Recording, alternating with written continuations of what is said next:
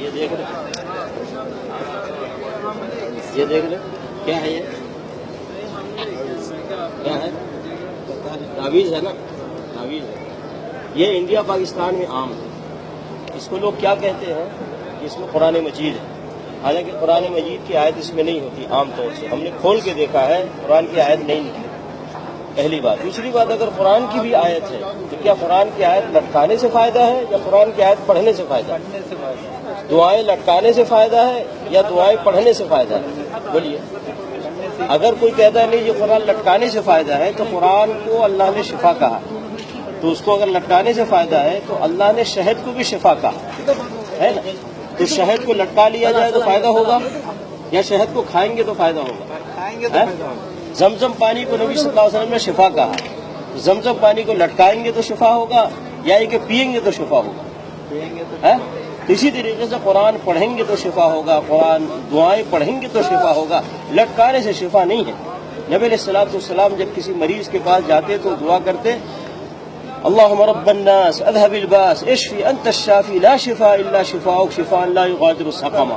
نبی علیہ السلام اس مریض کے لیے دعا کرتے تھے، اس کو تعویذ نہیں دیتے تھے کہ لٹکا لو، ہے کہ نہیں؟ تو اس طریقے سے قرآن کے پڑھنے سے شفا ہے، قرآن دعائیں پڑھنے سے شفا ہے، لٹکانے سے شفا نہیں ہے میرے بھائی۔ اس لیے یہ سب کام نہیں کرنا میرے بھائی۔ نبی علیہ السلام نے کبھی کسی کو تعویذ نہیں دیا، نہ اپنے بیٹی فاطمہ رضی اللہ تعالیٰ عنہ کو، نہ اپنی بیوی عائشہ رضی اللہ تعالیٰ عنہ کو، نہ اپنے نواسے حسن حسین رضی اللہ تعالیٰ عنہما کو، کسی کو نہیں دیا۔ نبی علیہ السلام حسن حسین رضی اللہ تعالیٰ عنہما کے لیے دعا کرتے، وَعِيدُكُمَا بِكَلِمَاتِ اللَّهِ التَّامَّةِ مِنْ كُلِّ شَيْطَانٍ وَهَامَّةٍ مِنْ كُلِّ عَيْنٍ لَامَّةٍ۔ نبی علیہ السلام اس طرح دعا کر کے حسن حسین کے لیے دعا کیا کرتے تھے، کیوں نہیں ان کو تعویذ گلے میں ڈال دیتے؟ بلکہ نبی صلی اللہ علیہ وسلم منع فرمایا، کہا من تعلق تمیمۃ فقد اشرک، جس نے تعویذ لٹکایا اس نے شرک کیا۔ تو تعویذ میرے بھائی اسلام میں نہیں ہے، دین میں نہیں ہے۔ اب اس کے بعد لٹکائیں گے؟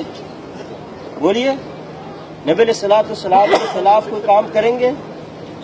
نہیں کریں گے نا، نہیں کریں گے نا، کیوں نہیں بول رہے؟ یعنی نبی صلی اللہ علیہ وسلم مخالفت نہیں کریں گے نا، تو اس میں تعویذ بھی پہننا نبی صلی اللہ علیہ وسلم کی مخالفت ہے۔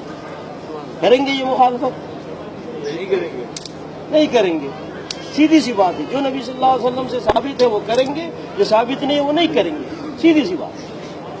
نبی علیہ السلام کی مخالفت کرنا کوئی اجر ہے، ثواب ہے؟ بہت بڑا گناہ ہے۔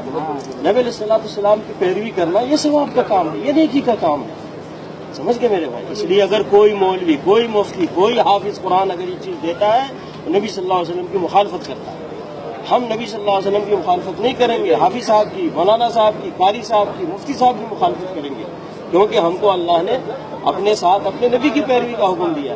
یا ایھا الذین آمنوا اطیعوا اللہ واطیعوا الرسول، اے ایمان والو اللہ کی اطاعت کرو، اللہ کے رسول کی اطاعت کرو۔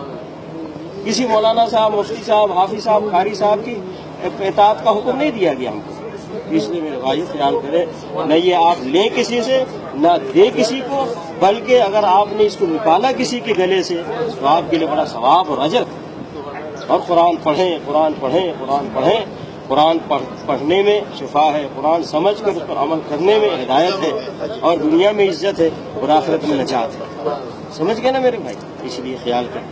آج محمد صلی اللہ علیہ وسلم کی مسجد میں ہے اس وقت، آپ اسی جگہ سے نبی صلی اللہ علیہ وسلم دین سکھاتے تھے، سمجھاتے تھے صحابہ کرام کو، اور اس پہ وہ عمل کرتے تھے۔ نبی صلی اللہ علیہ وسلم فرمایا، علیکم بسنتی و سنت الخلفاء الراشدین المہدیین، لازم پکڑو میرے طریقے کو اور میرے خلفاء راشدین کے طریقے کو جو ہدایت یافتہ ہے۔ سمجھ گئے میرے بھائی؟ خیال کریں، ہم یہ پیغام دے رہے ہیں، یہ نہیں کہ ہماری بات مانو، اللہ اور اللہ کے نبی صلی اللہ علیہ وسلم کی بات مانو۔